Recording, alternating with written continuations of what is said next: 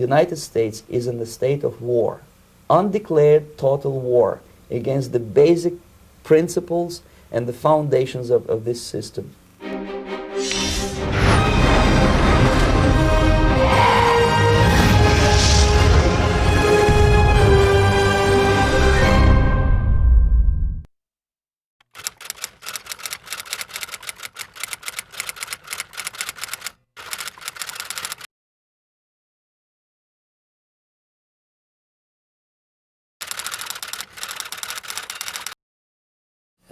The Soviets used the phrase ideological subversion. What do they mean by it? Ideological subversion is the process which is legitimate, overt, and open. You can see it with your own eyes. All you have to do, all American mass media has to do, is to unplug their bananas from their ears, open up their eyes, and they can see it. There is no mystery. There is nothing to do with espionage. I know that espionage intelligence gathering looks more romantic. It sells more deodorants through the advertising, probably. That's why your Hollywood producers are so crazy about James Bond type of thrillers. But in reality, the main emphasis of the KGB is not in the area of intelligence at all. Only about 15% of time, money, and manpower is spent on espionage as such. The other 85% is a slow process which we call either ideological subversion or active measures, активные мероприятия in the language of the KGB, or psychological warfare. What it basically means is to change the perception of reality of every American to such an extent that despite of the abundance of information, no one is able to come to sensible conclusions in the interests of defending themselves, their families, their community, and their country. It's a great brainwashing process which goes very slow, and it's divided in 4 basic stages. The first one being demoralization. It takes from 15 to 20 years to demoralize a nation. Why that many years? Because this is the minimum number of years which requires to educate one generation of students in the country of your enemy, exposed to the ideology of the enemy. In other words, Marxism-Leninism ideology is being pumped into the soft heads of at least 3 generations of American students without being challenged or counterbalanced by the basic values of Americanism, American patriotism. The result you can see. Most of the people who graduated in the 60s, dropouts or half-baked intellectuals, are now occupying the positions of power in the government, civil service, business, mass media, educational system. You are stuck with them. You cannot get rid of them. They are contaminated. They are programmed to think and react to certain stimuli in a certain pattern. You cannot change their mind, even if you expose them to authentic information, even if you prove that white is white and black is black. You still cannot change the basic perception and the logic of behavior. The process of demoralization is complete and irreversible. To get rid society of these people, you need another 20 or 15 years to educate a new generation of patriotically minded and common sense people who would be acting in favor and in the interests of United States society. The demoralization process in the United States is basically completed already. For the last 25 years. Actually, it's overfulfilled because demoralization now reaches such areas where previously not even Comrade Andropov and all his experts would even dream of such a tremendous success. Most of it is done by Americans to Americans, thanks to lack of moral standards. As I mentioned before, exposure to true information does not matter anymore. A person who was demoralized is unable to assess true information. The facts tell nothing to him.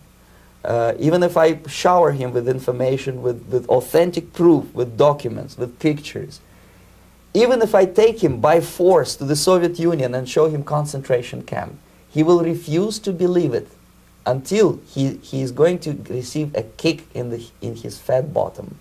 When a military boot crashes his Then he will understand, but not before that. That's the tragic of the situation of demoralization. The next stage is destabilization. This time, subverter does not care about your ideas and the patterns of your consumption. Whether you eat junk food and get fat and flabby, doesn't matter anymore. This time, and it takes only from 2 to 5 years to destabilize a nation, what matters is essentials: economy, foreign relations, defense systems. The next stage, of course, is crisis. It may take only up to 6 weeks to bring a country to the verge of crisis. Concerned both by the alarming levels of spread and severity and by the alarming levels of inaction. We have therefore made the assessment that COVID-19 can be characterized as a pandemic. You guys are instigating. You know you're instigating. Oh, they're going to shoot the gas out the top. Kick that shit back. Kick that shit back. You're going to gas us.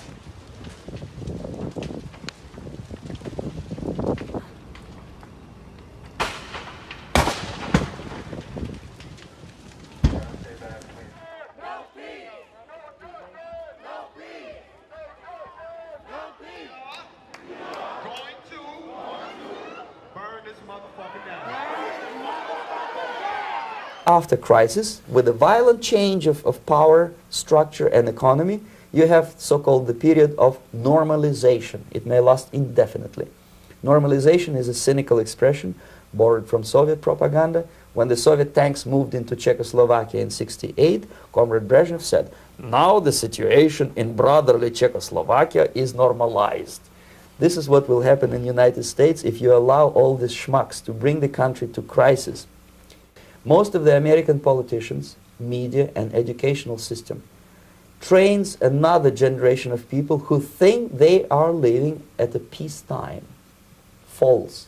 The United States is in the state of war, undeclared total war against the basic principles and the foundations of this system. Unlike myself, you have literally several years to live on unless the United States wake up. The time bomb is ticking. With every second, the disaster is coming closer and closer. Unlike myself, you will have nowhere to defect to. Okay, so what do we do? What is your recommendation to the American people?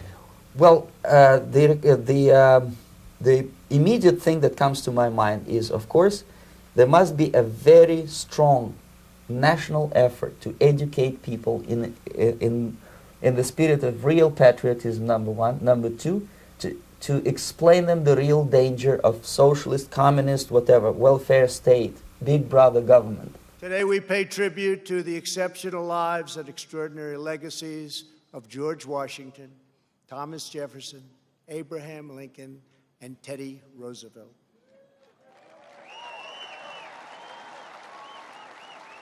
I am here as your president to proclaim before the country and before the world, this monument will never be desecrated.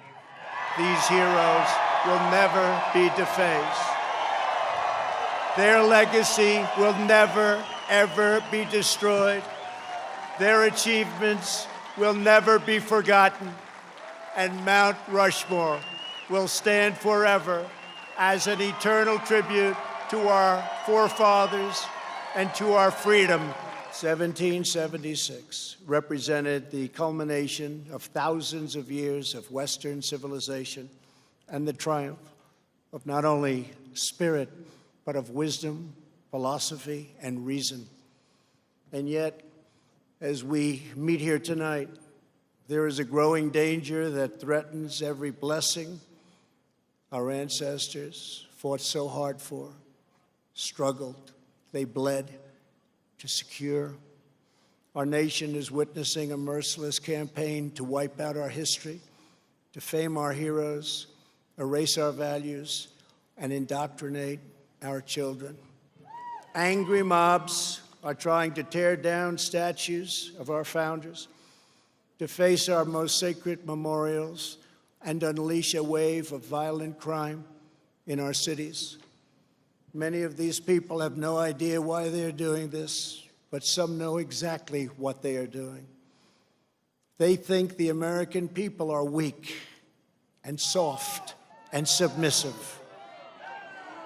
But no, the American people are strong and proud, and they will not allow our country and all of its values, history, and culture to be taken from them. We are alarmed by the new calls to adopt socialism in our country. America was founded on liberty and independence, and not government coercion, domination, and control. We are born free, and we will stay free.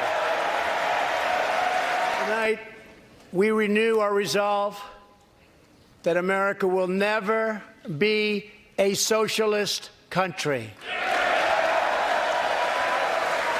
Educate yourself, understand what's going on around you. You are not living at the time of peace. You are in a state of war, and you have precious little time to save yourself.